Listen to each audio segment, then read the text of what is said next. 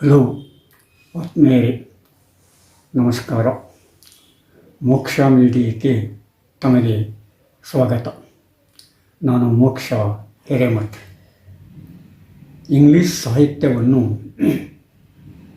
ಗೊತ್ತಿರದೇ ಇರುವವರು ಒಂದು ಕಥೆಯನ್ನು ಕೇಳಿರ್ತಾರೆ. ಆ ಕಥೆಯ ಹೆಸರು ಕ್ಯಾಂಟರ್ಬರಿ ಟೇಲ್ಸ್ ಅಂತೇಳಿ. ಕ್ಯಾಂಟರ್ಬರಿ ಕಥೆಗಳು. ಇದನ್ನು ಬರೆದಿರ್ತಕ್ಕಂಥ ವ್ಯಕ್ತಿ ಜಾಫ್ರೆ ಚಾಸರ್. ಜಾಫ್ರೆ ಚಾಸರ್ ಅಂದರೆ ಎಷ್ಟೋ ಜನಕ್ಕೆ ಗೊತ್ತಾಗೋದಿಲ್ಲ. ಆದರೆ ಕ್ಯಾಂಟರ್ಬರಿ ಟೇಲ್ಸ್ ಅಂದ ತಕ್ಷಣ ಎಷ್ಟೋ ಜನರ ಕಿವಿಗಳ ಸಾಹಿತ್ಯಾಸಕ್ತರ ಕಿವಿಗಳು ನಿಮಗೆ ನಿಲ್ತವೆ. Canterbury ಟೇಲ್ಸನ್ನು ಬರೆದಿರ್ತಕ್ಕಂಥವನು ಜಾಫ್ರೆ Chaucer. ಇದನ್ನು ಪದ್ಯ ರೂಪದಲ್ಲಿ ಬರೀತಾನೆ. ಜಾಫ್ರೆ ಚಾಸರ್ ರಾಜಮನೆತನಕ್ಕೆ ಸಂಬಂಧಿಸಿರ್ತಕ್ಕಂಥ ವ್ಯಕ್ತಿ. ಅಂದರೆ ರಾಜನ ಸಂಬಂಧಿಕರಲ್ಲಿ ಒಬ್ಬ. ಆಗ ರಾಜ ಎಡ್ವರ್ಡ್ ಮೂರನೆಯವನು ಇಂಗ್ಲೆಂಡನ್ನು ಆಳ್ತಿದ್ದ. ಇಷ್ಟೇ ಅಲ್ಲ, ಚಾಸರ್ ಒಬ್ಬ ಮಹಾಕವಿ, ಸಿವಿಲ್ ಸರ್ವೆಂಟ್, ಡಿಪ್ಲೊಮ್ಯಾಟ್ ಇತ್ಯಾದಿ ಅಂತ ಹೇಳ್ಬೋದು. ಈ ಚಾಸರ್ ಹುಟ್ಟಿದ್ದು 1343 ಲಂಡನ್ನಲ್ಲಿ. ಇವನ ತಂದೆ ಒಬ್ಬ ವೈನ್ ಮರ್ಚೆಂಟ್, ಒಬ್ಬ ಆಲ್ಕೋಹಾಲ್ ಮರ್ಚೆಂಟ್. ಅವನು ಆಲ್ಕೋಹಾಲ್ ವ್ಯಾಪಾರಿಯಾಗಿದ್ದರೂ ಕೂಡ ತನ್ನ ಮಗನನ್ನು ಸುಸಂಸ್ಕೃತವಾಗಿ ಬೆಳೆಸಿರ್ತಾನೆ. 14ನೇ ಶತಮಾನದಲ್ಲಿ ಇಂಗ್ಲಿಷ್ ಸಾಹಿತ್ಯ ಇನ್ನೂ ಶೈಶವ ಅವಸ್ಥೆಯಲ್ಲಿ ಇತ್ತು. ಇಂಗ್ಲಿಷ್ ಸಾಹಿತ್ಯ ಲ್ಯಾಟಿನ್ ಮತ್ತು ಫ್ರೆಂಚ್ ಸಾಹಿತ್ಯದೊಂದಿಗೆ ಸಂವಾದವನ್ನು ನಡೆಸ್ತಾ ಇತ್ತು. ಆಗ ಇಂಗ್ಲೆಂಡ್ನಲ್ಲಿ ಏನನ್ನಾದರೂ ಬರಿಬೇಕಾದರೆ ಅವರು ಲ್ಯಾಟಿನ್ನಲ್ಲಿ ಬರಿಬೇಕು, ಇಲ್ಲ ಫ್ರೆಂಚ್ನಲ್ಲಿ ಬರಬೇಕು. ಯಾಕಂದರೆ ಆ ಎರಡೂ ಭಾಷೆಗಳು ಪಂಡಿತರ ಭಾಷೆಗಳು ಅಂತೇಳಿ ಪರಿಗಣಿಸಲ್ಪಟ್ಟಿದ್ದವು. ಆಗ ಇಂಗ್ಲೀಷಿನ ಸ್ಥಾನಮಾನ ಏನಿಲ್ಲ, ಅದು ಒಂದು ಸಾಮಾನ್ಯ ಜನರ ಭಾಷೆಯಾಗಿತ್ತು. ಜರ್ಮನಿ ಮೂಲ ಭಾಷೆಯಿಂದ ಹುಟ್ಟುಕೊಂಡಿದ್ದರೂ ಕೂಡ ಅದಕ್ಕೆ ಇನ್ನೂ ತನ್ನದೇ ಆದ ಸ್ವತಂತ್ರ ಅಸ್ತಿತ್ವ ಅಷ್ಟಾಗಿ ಸಿಕ್ಕಿದ್ದಿಲ್ಲ. ಹೀಗಾಗಿ ಲ್ಯಾಟಿನ್ ಭಾಷೆ ಮತ್ತು ಫ್ರೆಂಚ್ ಭಾಷೆಯ ನಡುವೆ ಅದರ ಸಂವಾದ ನಡೆದಿತ್ತು. ಯಾರಾದರೂ ಇಂಗ್ಲೀಷ್ನಲ್ಲಿ ಬರೆದರೆ ಪಂಡಿತನು ಅದನ್ನು ತಿರಸ್ಕಾರದಿಂದ ನೋಡ್ತಾ ಇದ್ದರು. ಅವನು ಸಾಹಿತಿಯ ಅಲ್ಲ ಅಂತೇಳಿ ಪರಿಗಣಿಸ್ತಾ ಇದ್ದರು. ಹೀಗಾಗಿ ಪ್ರತಿಯೊಬ್ಬರೂ ಆಗಿನ ಕಾಲದಲ್ಲಿ ಈ ಫ್ರೆಂಚಿನಲ್ಲೇ ಆಗಲಿ ಅಥವಾ ಲ್ಯಾಟಿನ್ನಲ್ಲಾಗಲಿ ತಮ್ಮ ಬರಹಗಳನ್ನು ದಾಖಲಿಸ್ತಾ ಇದ್ದರು. ಆದರೆ ಅನೇಕ ಬದಲಾವಣೆಗಳಾದವು. ಅಂದರೆ 14ನೇ ಶತಮಾನದಲ್ಲಿ ಅನೇಕ ಬದಲಾವಣೆಗಳಿಗೆ ಈ ಪುನರುಜ್ಜೀವನ ಎಡೆ ಮಾಡಿಕೊಟ್ಟಿತು ಅಂತ ಹೇಳ್ಬೋದು. ಅಂಥ ಕಾಲಘಟ್ಟದಲ್ಲಿ ಉದ್ಭವಿಸಿರ್ತಕ್ಕಂಥ ಕವಿ ಜಾಫರಿ ಚಾಸರ್. ಜಾಫರಿ ಚಾಸರ್ನ ಕಾಲದಲ್ಲಿ ಇಂಗ್ಲೀಷ್ ಇನ್ನೂ ಬೆಳೆಯುವ ಹಂತದಲ್ಲಿತ್ತು. ಅದಕ್ಕೆ ಒಂದು ಅಡಿಗಲನ್ನು ಹಾಕಿದವನು ಈ ಜಾಫ್ರೆ ಚಾಸರ್. ಇಂಗ್ಲೀಷ್ ಭಾಷೆಗೆ ಶೈಶವಾವಸ್ಥೆಯಲ್ಲಿ ಒಂದು ಮಹತ್ವದ ಕೊಡುಗೆಯನ್ನು ಕೊಟ್ಟವನು ಜಾಫ್ರೆ ಚಾಸರ್. ಅದಾಗಲೇ ಕನ್ನಡ ಸಾಹಿತ್ಯ ತನ್ನ ಗೋಲ್ಡನ್ ಏಜನ್ನು ಕಂಡಾಗಿತ್ತು. 10ನೇ ಶತಮಾನ, 12ನೇ ಶತಮಾನ, 13ನೇ ಶತಮಾನದಲ್ಲಿ ನಾವು ಕನ್ನಡ ಸಾಹಿತ್ಯದ ಗೋಲ್ಡನ್ ಏಜ್ ಅಂತೇಳಿ ಗೋಲ್ಡನ್ ಏಜ್ ಅಂತೇಳಿ ಕರೀತಾ ಇದ್ವಿ. ಅಂದರೆ 14ನೇ ಶತಮಾನಕ್ಕಿಂತ ಮೊದಲೇ 10, 11, 12ನೇ ಶತಮಾನದಲ್ಲಿ ಕನ್ನಡ ಭಾಷೆ ಒಂದು ಪ್ರಮುಖ ಭಾಷೆಯಾಗಿತ್ತು, ಒಂದು ರಾಜಭಾಷೆಯಾಗಿತ್ತು, ಅದು ಅಧಿಕಾರದ ಭಾಷೆ ಕೂಡ ಆಗಿತ್ತು. ಆ ಭಾಷೆ ತನ್ನ ಮ್ಯಾಚುರಿಟಿಯನ್ನು ಪಡೆದುಕೊಂಡು ಕೂಡ ಆಗಿತ್ತು. ಆ ಕಾಲದ ಘಟ್ಟದಲ್ಲಿ ಇಂಗ್ಲೀಷು ಇನ್ನೂ ಕಣ್ತೆರಿತಾ ಇತ್ತು. ಅಂದರೆ ಎಷ್ಟೋ ಶತಮಾನಗಳ ನಂತರ ಇಂಗ್ಲೀಷ್ ಭಾಷೆ ತನ್ನ ಕಣ್ಣು ತೆರೆಯಲಿಕ್ಕೆ ಪ್ರಾರಂಭಿಸಿತ್ತು. ಅದಾಗಲೇ ಕನ್ನಡ ಭಾಷೆ ಕಣ್ತೆರೆದಾಗಿತ್ತು. ಪ್ರಮುಖವಾದ ಸಾಹಿತ್ಯದ ವಲಯಗಳಲ್ಲಿ ತನ್ನದಾದ ಸ್ಥಾನವನ್ನು ಪಡ್ಕೊಂಡಿತ್ತು. ಆದರೂ ಕೂಡ ಇಂಗ್ಲೀಷ್ ಬೇರೆ ಬೇರೆ ದೇಶಗಳಲ್ಲಿ ಹಬ್ಬಲಿಕ್ಕೆ, ಆದರೂ ಕೂಡ ಕನ್ನಡ ಬೇರೆ ಬೇರೆ ಭಾಷೆಗಳಲ್ಲಿ ಹಬ್ಬಲಿಕ್ಕೆ ಆಗಲಿಲ್ಲ. ಇಮ್ಮಡಿಯ ಪುಲಕೇಶಿಯ ಕಾಲಕ್ಕೆ ಅದು ಬೇರೆ ಬೇರೆ ಪ್ರಾಂತಗಳಲ್ಲಿ ಹಬ್ಬಿತ್ತು, ಬೇರೆ ಬೇರೆ ದೇಶಗಳಲ್ಲಿ ಕೂಡ ಹಬ್ಬಿತ್ತು ಅಂತ ಹೇಳ್ತಾರೆ. ಆದರೆ ನಂತರದಲ್ಲಿ ಅದರ ಬೆಳವಣಿಗೆ ಬರೀ ಈ ದಕ್ಷಿಣ ಭಾರತಕ್ಕೆ ಮಾತ್ರ ಸೀಮಿತವಾಯಿತು ಅಂತ ಕಾಣುತ್ತೆ. ನಂತರದಲ್ಲಿ ಮತ್ತೆ ಬೆಳವಣಿಗೆ ಆಯಿತು, ಆ ಮಾತು ಬೇರೆ. ಅಂಥ ಸ್ಥಿತಿಯಲ್ಲಿ ಇಂಗ್ಲೀಷ್ ಭಾಷೆಗೆ ಮತ್ತು ಇಂಗ್ಲೀಷ್ ಸಾಹಿತ್ಯಕ್ಕೆ ತನ್ನದೇ ಆದ ಒಂದು ಅಸ್ತಿತ್ವವನ್ನು ಕಲ್ಪಿಸಿದವನು ಈ Geoffrey Chaucer. Geoffrey Chaucer Canterbury ಟೇಲ್ಸ್ನಲ್ಲಿ ಅನೇಕ ಸಂಗತಿಗಳನ್ನು ಹೇಳ್ತಾನೆ. ವಿಶೇಷವಾಗಿ ಆಗಿನ ಕಾಲದಲ್ಲಿ ಚರ್ಚಿನಲ್ಲಿ ನಡೀತಿರ್ತಕ್ಕಂಥ ಅನೇಕ ಸಂಗತಿಗಳನ್ನು ಅವನು ಬಿಚ್ಚಿಡುತ್ತಾನೆ. ಆದರೆ ಹಾಗೆ ಬಿಚ್ಚಿಡುವಾಗ ಏನು ಮಾಡ್ತಾನೆ, ಅವನು ತನ್ನದೇ ಆದ ಒಂದು ಚೌಕಟ್ಟನ್ನು ಹಾಕಿಕೊಳ್ತಾನೆ. ಆ ಚೌಕಟ್ಟಿನಲ್ಲಿ ಆಗ ನಡೆದಿರಬಹುದಾದಂಥ ಕೆಲವು ಸಂಗತಿಗಳನ್ನು ಆ ಕ್ಯಾಂಟರ್ಬರಿ ಟೇಲ್ಸ್ನಲ್ಲಿ ಹೇಳ್ತಾ ಹೋಗ್ತಾನೆ. ಸೇಂಟ್ ಥಾಮಸ್ ಬೆಕೆಟ್ ಎನ್ನುವುದು ಒಂದು ಪವಿತ್ರ ಸ್ಥಳ. ಆ ಪವಿತ್ರ ಸ್ಥಳ ಕ್ಯಾಂಟರ್ಬರಿಯಲ್ಲಿದೆ, ಕ್ಯಾಂಟರ್ಬರಿ ಕೆಥೆಡ್ರಲ್ನಲ್ಲಿದೆ. ಅಂದರೆ ಕ್ಯಾಂಟರ್ಬರಿ ಧರ್ಮ ಪ್ರಾಂತ್ಯದಲ್ಲಿ ಬರ್ತಕ್ಕಂಥ ಒಂದು ಸ್ಥಳ. ಆ ಕ್ಯಾಂಟರ್ಬರಿ ಕ್ಯಾಥೆಡ್ರಲ್ ದಕ್ಷಿಣ ಇಂಗ್ಲೆಂಡಿನಲ್ಲಿದೆ. ಆ ಕ್ಯಾಂಟರ್ಬರಿ ಕ್ಯಾಥೆಡ್ರಲ್ ಸಮೀಪವೇ ಒಂದು ಯಾತ್ರಾ ಸ್ಥಳವಿತ್ತು, ಒಂದು ಇನ್ನಿತ್ತು. ಅಂದರೆ ಈ ಪ್ರವಾಸಿಗರು, ಯಾತ್ರಿಕರು ತಂಗುವ ತಾಣ ಅಂತ ಹೇಳ್ಬೋದು ನಾವು ಕನ್ನಡದಲ್ಲಿ. ಅಂದರೆ ಎಷ್ಟೋ ಜನ ಯಾತ್ರಿಗಳು ಈ ಸೇಂಟ್ ಥಾಮಸ್ ಬೆಕೆಟ್ಟನ ದರ್ಶನವನ್ನು ಪಡೆದುಕೊಳ್ಳಕ್ಕೆ ಹೋಗ್ತಾರೆ. ಆ ಸ್ಥಳ ಒಂದು ಯಾತ್ರಾ ಸ್ಥಳವಾಗಿತ್ತು.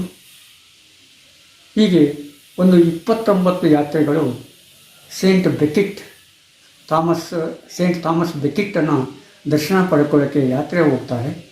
ಆ ಯಾತ್ರೆ ಹೋಗುವಾಗ ಆ ಕೆಥೆಡ್ರಲ್ ಹೋಗೋದಕ್ಕಿಂತ ಮುಂಚೆ ಅಲ್ಲೇ ಸಮೀಪದಲ್ಲಿರ್ತಕ್ಕಂಥ ಒಂದು ಯಾತ್ರಿ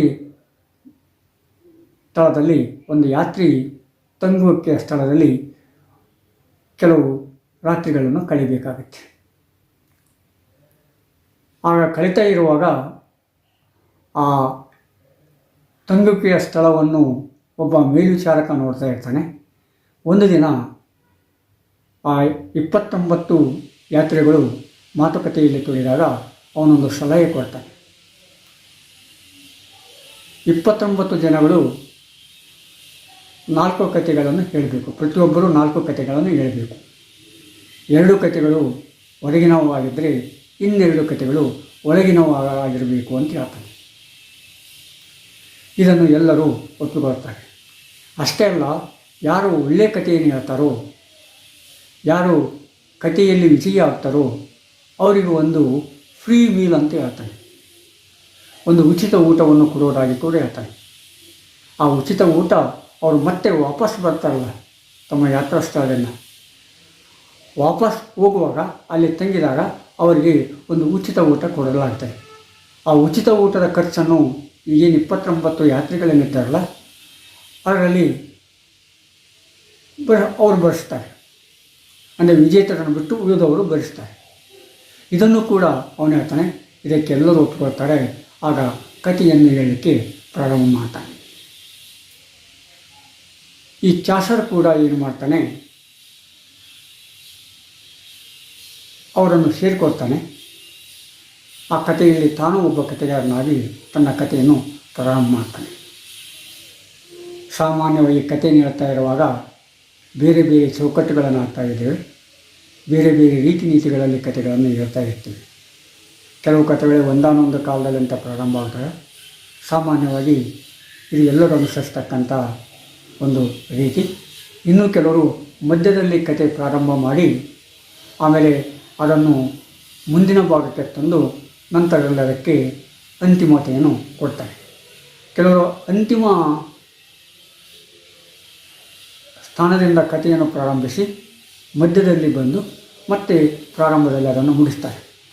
ಕೆಲವರು ಪ್ರಾರಂಭದಲ್ಲಿ ಕಥೆಯನ್ನು ಪ್ರಾರಂಭ ಮಾಡಿ ಅಂತಿಮ ಸ್ಥಾನಕ್ಕೆ ಒಯ್ದು ನಂತರ ಮಧ್ಯದಲ್ಲಿ ಕೂಡ ಆ ಕಥೆಯನ್ನು ಕಂಪ್ಲೀಟ್ ಮಾಡ್ತಾರೆ. ಇವು ಕಥೆಯನ್ನು ಹೇಳ್ತಕ್ಕಂಥ ಅಥವಾ ಕಥೆಯನ್ನು ಬರ್ತಕ್ಕಂಥ ಸಮಯದಲ್ಲಿ ಸ್ಥಿತಿಯಲ್ಲಿ ಅನುಸರಿಸ್ತಕ್ಕಂಥ ವಿಧಾನಗಳು ಅಂತ ಹೇಳ್ಬೋದು. ಯಾವುದೇ ವಿಧಾನವನ್ನು ಅನುಸರಿಸಲಿ ಅವನ ಕಥೆಯನ್ನು ಎಷ್ಟು ಮಟ್ಟಿಗೆ ಹೃದಯಂಗಮವಾಗಿ ಹೇಳ್ತಾನೆ ಅನ್ನೋದು ಭಾಳ ಮುಖ್ಯ ಆಗುತ್ತೆ. ಯಾವ ಶಬ್ದಗಳನ್ನು ಯಾವ ರೀತಿ ಬಳಸ್ತಾನೆ, ಆ ಕಥೆಯ ಸಂದೇಶ ಏನು, ಅಲ್ಲಿ ಪೊಯಿಟಿಕ್ ಜಸ್ಟಿಸ್ ಇದೆಯಾ, ಕಾವ್ಯ ನ್ಯಾಯ ಇದೆಯಾ ಅನ್ನುವುದು ಭಾಳ ಮುಖ್ಯ ಆಗುತ್ತೆ. ಈ ಹಿನ್ನೆಲೆಯಲ್ಲಿ ಅಲ್ಲಿ ಬಂದಿರತಕ್ಕಂಥ ಪ್ರತಿಯೊಬ್ಬರೂ ಕೂಡ ತಮ್ಮ ತಮ್ಮ ಕಥೆಗಳನ್ನು ಹೇಳಲಿಕ್ಕೆ ಪ್ರಾರಂಭ ಮಾಡ್ತಾರೆ. ಆ 29 ಜನಗಳಲ್ಲಿ ಸಮಾಜದ ಎಲ್ಲ ಅಂತಸ್ತುಗಳಿಗೆ ಸಂಬಂಧಪಟ್ಟಿರ್ತಕ್ಕಂಥ ವ್ಯಕ್ತಿಗಳಿರ್ತಾರೆ. ನೈಟ್ಸ್ ಇರ್ತಾರೆ, ಫಾದರ್ಗಳಿರ್ತಾರೆ, ಪ್ಯಾರಿಸನ್ಸ್ ಇರ್ತಾರೆ, ಪ್ರೇಯರ್ಸ್ ಇರ್ತಾರೆ, ಸಿವಿಲ್ ಸರ್ವೆಂಟ್ಸ್ ಇರ್ತಾರೆ, ಆಮೇಲೆ ಡಿಪ್ಲೊಮ್ಯಾಟ್ಸ್ ಇರ್ತಾರೆ. ಇನ್ನೂ ಅನೇಕ ವ್ಯಕ್ತಿಗಳು ಆ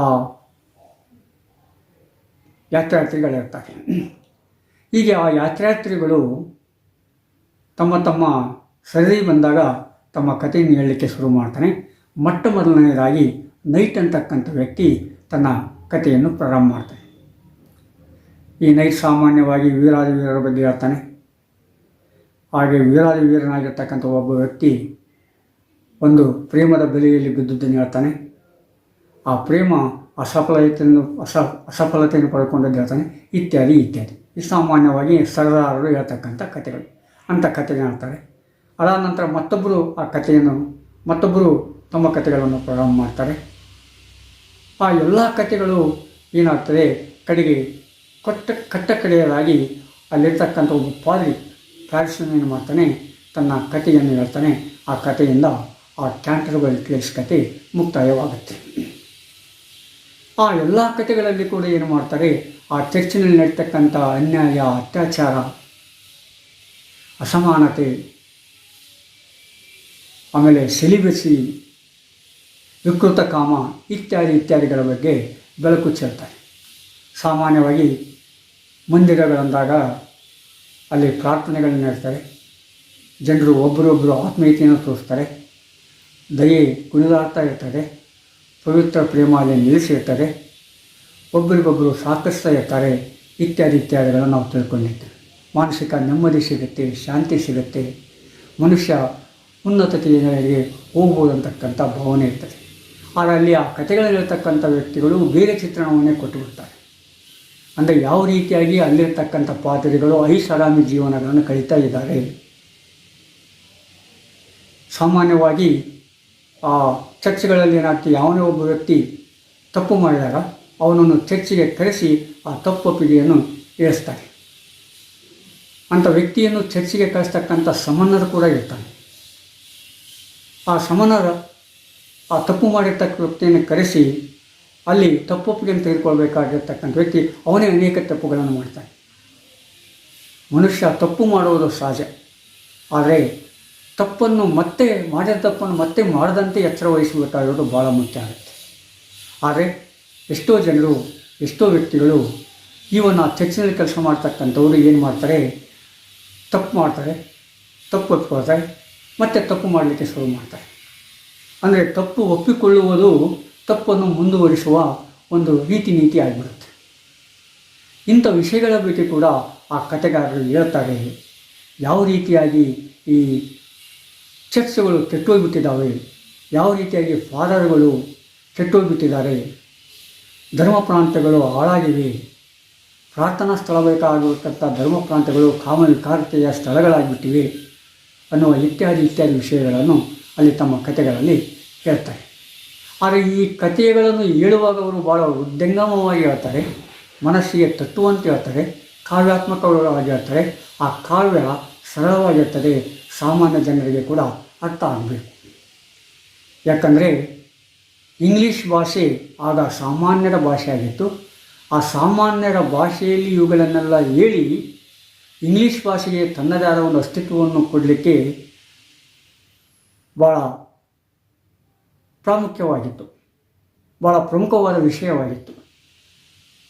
ಅದು ಫ್ರೆಂಚ್ ಮತ್ತು ಲ್ಯಾಟಿನ್ ಭಾಷೆಯ ಜೊತೆ ಸಂವಾದ ನಡೆಸಿ ತನ್ನದೇ ಆದ ಒಂದು ಅಸ್ತಿತ್ವವನ್ನು ಕಂಡುಕೊಳ್ಳಬೇಕಾಗಿತ್ತು. ಅಂದರೆ ಸಾಮಾನ್ಯವಾಗಿ ಯಾವುದೇ ಭಾಷೆಗಳಲ್ಲಿ ನಾವು ಈ ಸಂವಾದವನ್ನು ನೋಡ್ತಾ ಇದ್ದೇವೆ. ಕನ್ನಡ ಭಾಷೆಯಲ್ಲಿ ಕೂಡ ಕೆಲವು ಕಾಲಘಟ್ಟಗಳೆಲ್ಲ ಸಂವಾದವನ್ನು ಉಂಟು. ಕನ್ನಡ ಸಂಸ್ಕೃತ, ಕನ್ನಡ ಪರ್ಷಿಯ, ಕನ್ನಡ ಮತ್ತು ಅರೇಬಿಕ್, ಕನ್ನಡ ಮತ್ತು ಪ್ರಾಕೃತ್, ಕನ್ನಡ ಮತ್ತು ಅಪಭ್ರಂಶ ಭಾಷೆಗಳು ಅಥವಾ ಅರೆ ಭಾಷೆಗಳು ಇತ್ಯಾದಿ ಜೊತೆ ಸಂವಾದವನ್ನು ಮಾಡ್ತಾಯಿದ್ದೀವಿ. ಇತ್ತೀಚೆಗೆ ಏನಾಗುತ್ತೆ, ಆ ಇತ್ಯಾದಿಗಳ ಭಾಷೆಗಳ ಜೊತೆ ಈ ಇಂಗ್ಲೀಷ್ ಭಾಷೆ ಕೂಡ ನಾವು ಸಂವಾದ ಮಾಡ್ತಾಯಿದ್ದೇವೆ. ಅಂದರೆ ಒಂದು ಭಾಷೆಯ ಆಳುವವರ ಭಾಷೆ ಆಗಿರ್ತದೆ.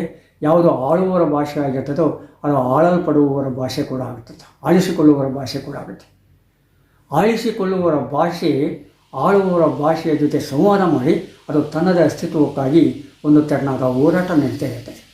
ಅಂಥ ಒಂದು ಹೋರಾಟದ ಸ್ಥಿತಿಯನ್ನು ನಾವು ಏನು ಮಾಡ್ತೀವಿ, 14ನೇ ಶತಮಾನದ ಈ ಚಾಸರನ ಕಾವ್ಯಗಳಲ್ಲಿ ಕಾಣ್ತಾ ಇದ್ದೇವೆ.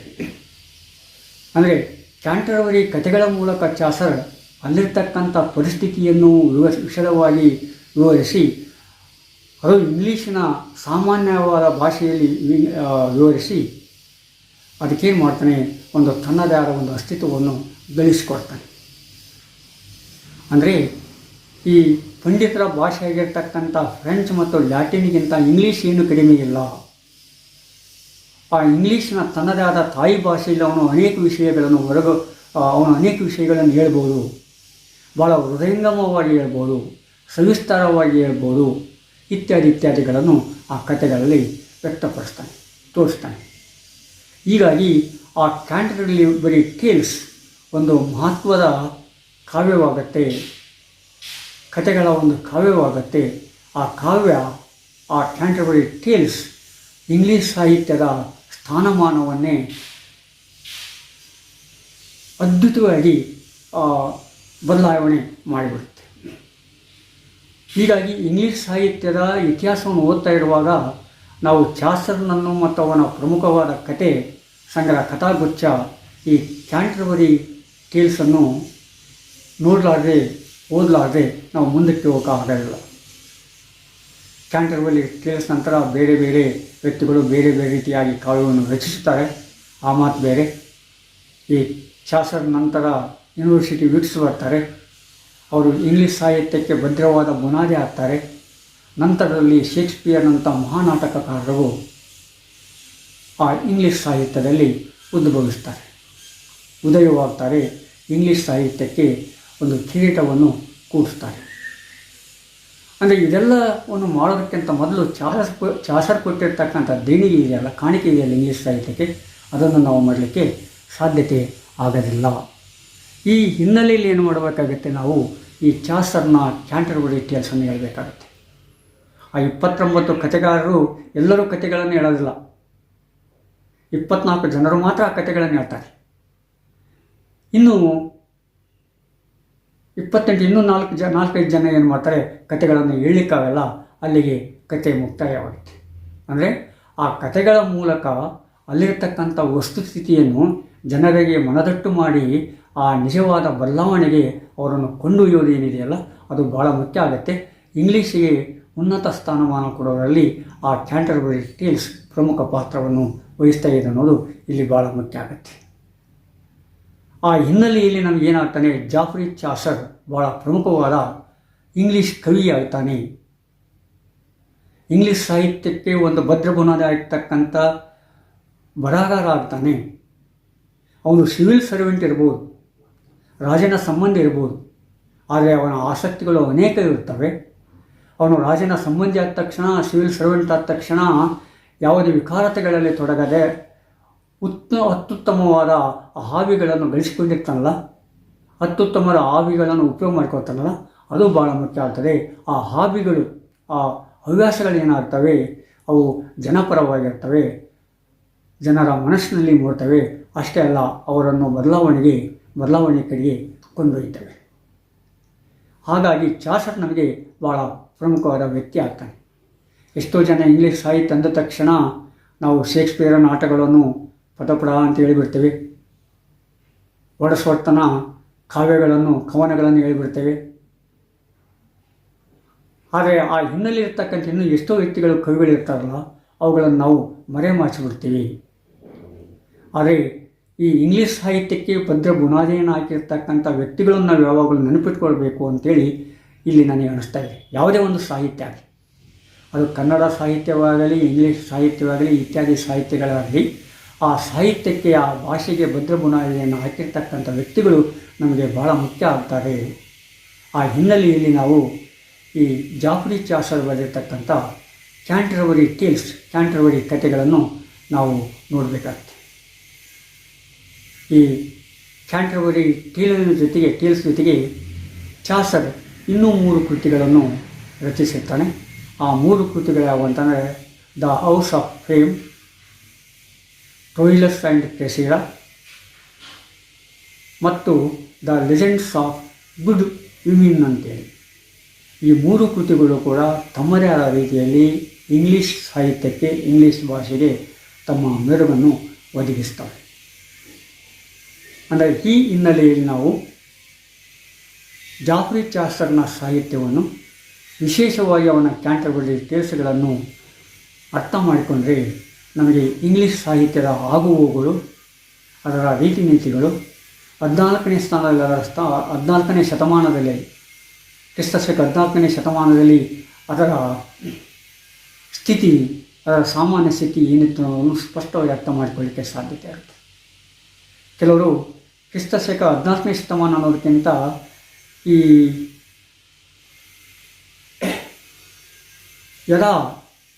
ಯುಗವನ್ನು ಬಳಸ್ತಾರೆ, ಯುಗೋತ್ತರ ಅಂತ ಬರ್ತಾರೆ, ಯುಗ ಪೂರ್ವ, ಯುಗೋತ್ತರ ಅಂತೇಳಿ. ಅಂದರೆ 1ನೇ ಶತಮಾನಕ್ಕಿಂತ ಮೊದಲು ಯುಗ ಪೂರ್ವ ಆಗುತ್ತೆ, 1ನೇ ಶತಮಾನದಿಂದ ಬರ್ತಕ್ಕಂಥದ್ದು ಯುಗೋತ್ತರ ಆಗುತ್ತೆ. ADಯನ್ನು ಯುಗೋತ್ತರ ಅಂತ ಬಳಸ್ತಾರೆ. ಆದರೆ ಆ ಬಳಕೆ ಸಾಮಾನ್ಯವಾಗಿ ಈ ಭಾರತದಲ್ಲಿ ಕಡಿಮೆ. ಆದರೆ ಬೇರೆ ದೇಶಗಳಲ್ಲಿ ಯುಗೋತ್ತರ ಅಂತ ಬಳಸ್ತಾರೆ, ಯುಗ ಪೂರ್ವ ಅಂತ ಬಳಸ್ತಾರೆ. ಇಲ್ಲಿ ನಾನು ಇವೆರಡನ್ನೂ ಕೂಡ ತಮಗೆ ಪರಿಚಯ ಮಾಡಿಕೊಳ್ಳಿಕ್ಕೆ ಇಷ್ಟಪಟ್ಟಿದ್ದೇನೆ.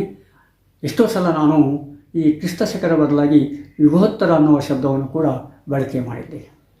ಯಾಕಂದರೆ ನಾವಷ್ಟೇ ಅಲ್ಲ, ಈ ಜಗತ್ತಲ್ಲಿರ್ತಕ್ಕಂಥ ಅನೇಕ ವಿದೇಶೀಯರು ಇಂಗ್ಲೀಷ್ ಭಾಷೆಯ ಪ್ರಭಾವವಿದ್ದ